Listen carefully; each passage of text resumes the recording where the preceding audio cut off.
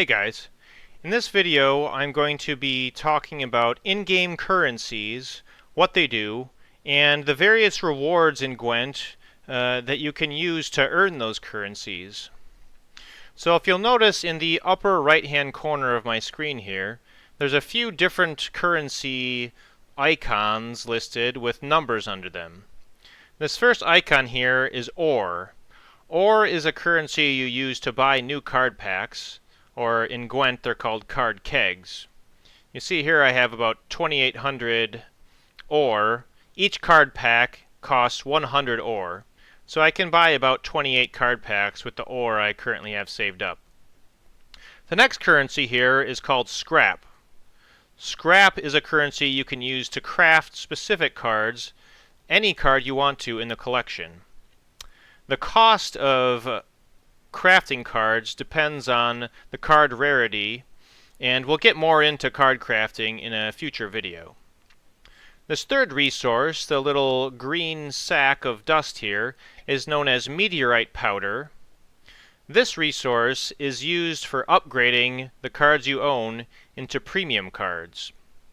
Every single card in Gwent has a premium version that is an animated version of the card that may also have some sound effects. So meteorite powder is purely a cosmetic resource and has no real impact on actually building your deck and getting better cards. The final icon here is just card kegs, so this shows you how many card kegs you have waiting around to be opened. I have 7 sitting around from a reward I earned earlier. Now I'll jump into the reward screen. If you click Options on the main menu, you have a reward screen here you can click on, and this shows you all the different rewards you can earn. So the first reward menu here is daily rewards. So every single day you earn rewards based on how many rounds of Gwent you win against other players. So you can see here, after winning 2 rounds, you'll get a reward of either 15 ore, 15 scrap, 15 meteorite powder, or a random card from the collection. This card, if you happen to get the card reward, can be any card. So you could get extremely lucky and get even a gold card just from winning 2 rounds. Periodically in the daily card reward track, you'll meet milestones where you'll get a substantial reward of ore. You can see here that after winning 6 rounds in one day, you get a reward of 100 ore, which is essentially 1 card pack for winning that. And there are other milestones that take progressively longer to earn. So it doesn't take that long to win 6 rounds, but the next reward tier requires 18 rounds. So that's 12 more than the last one, and the reward is a little bit less. So this is 75 ore, so not a full card pack. And the next reward takes even longer and is even less. So if you happen to have a lot of free time one day and you win 42 rounds, you'll still get 50 ore. And if you go all the way to the last tier and win 66 rounds, you'll be rewarded with 50 meteorite powder. It takes a lot of playing to get up to those higher tiers, but it's usually worth at least trying to get your first daily quest done, so that you can get that 1 card pack every day, which will help you build out your collection. There's also an account level in Gwent. That's the next reward tab here. And your account level is simply a measure of how much you've played the game. So as you play games in Gwent, you'll gain what's called experience points that go toward leveling up your account level. It doesn't really matter too much whether you win or lose games in terms of gaining experience. You might gain a little bit more if you win matches, but you will gain experience regardless of whether you win or lose. You can see here at level 1, you start at level 1, so there's no reward. But for the first level, you'll get a card keg. For the third level, you'll unlock card milling, which is the ability to destroy cards you have in order to turn them into scraps and dust that you can use to make other cards. We'll go more into card milling in the next video. And then the rewards go from there. You get card kegs at level 4, some meteorite powder, and then there are some large milestones that get you some better rewards. For instance, at level 10 you unlock ranked play. That's probably the biggest milestone that you'll ever get.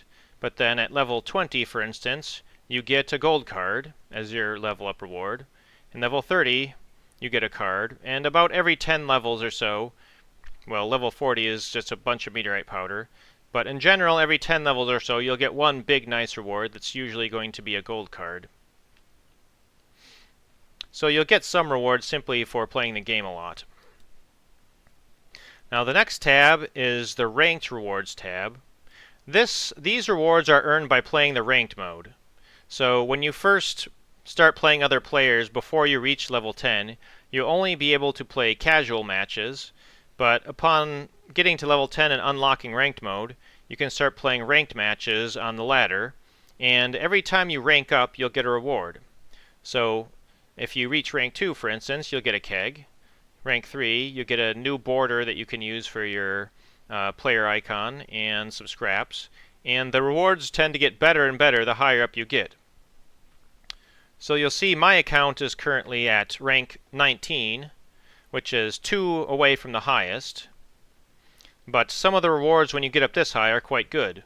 When I ranked up to rank 18, for instance, I got this cool new border, and I also got 7 card kegs.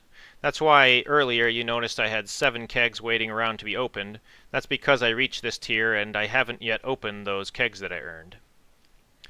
And there's one final type of reward, which is season rewards.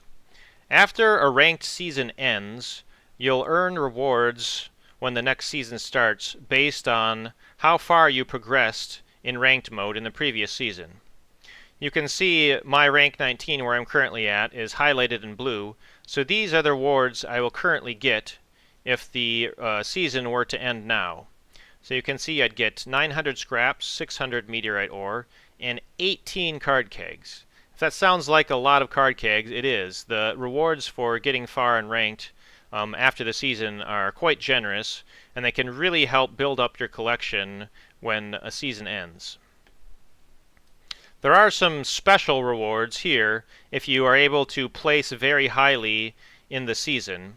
You'll see that there's special borders for people that are in the very top of the ladder.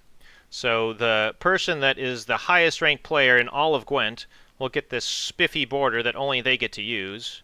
And players that are in the top 10 get a slightly less spiffy border.